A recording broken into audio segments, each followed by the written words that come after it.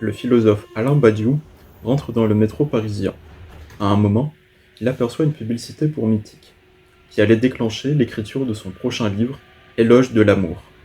Je t'aime encore mon amour, depuis toi je baisse, il n'y a qu'elles qui font l'amour. Je ne sais plus faire la cour, mon cœur a fermé sa tour. Parfois je rêve de ta fouf, comme l'équipe de France de la coupe.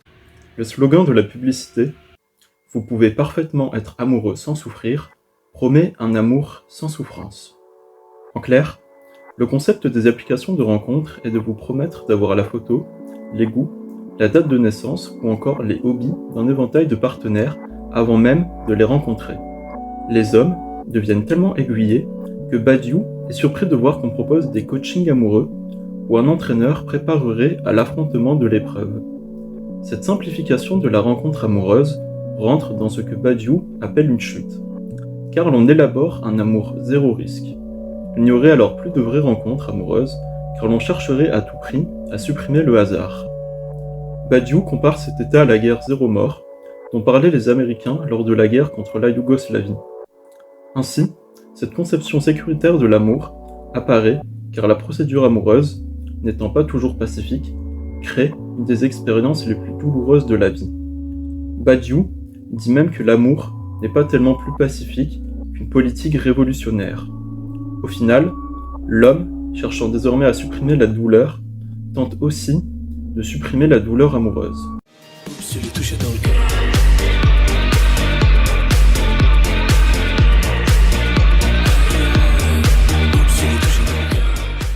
Aux origines de cette déconnexion pour Badiou, on trouve Schopenhauer qui explique qu'il ne pardonnera jamais aux femmes d'avoir eu la passion de l'amour, parce qu'ainsi, elles ont rendu possible la perpétuation de l'espèce qui pourtant ne valait rien.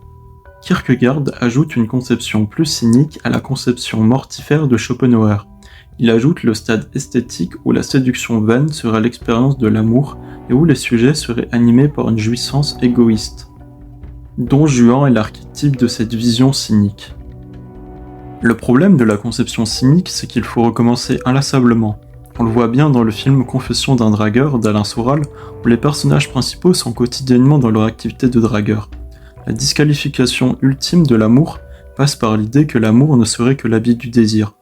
Pour Badiou, cette vision appartient déjà au registre sécuritaire, car elle consiste à dire que l'amour n'est qu'une construction imaginaire plaquée sur le désir sexuel. En somme, cela consiste à dire « Écoutez, si vous avez des désirs sexuels, réalisez-les, mais vous n'avez pas besoin de vous prendre la tête avec l'idée qu'il faut aimer quelqu'un. »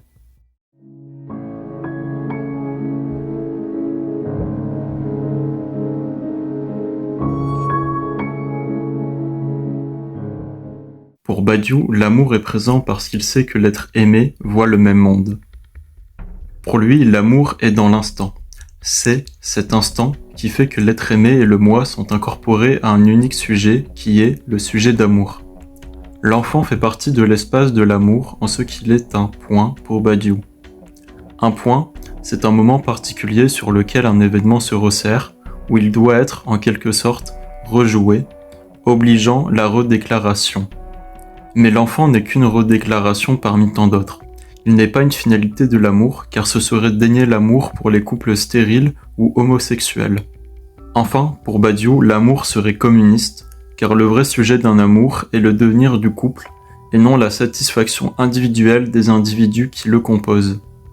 L'amour serait donc, pour lui, une forme de communisme minimum.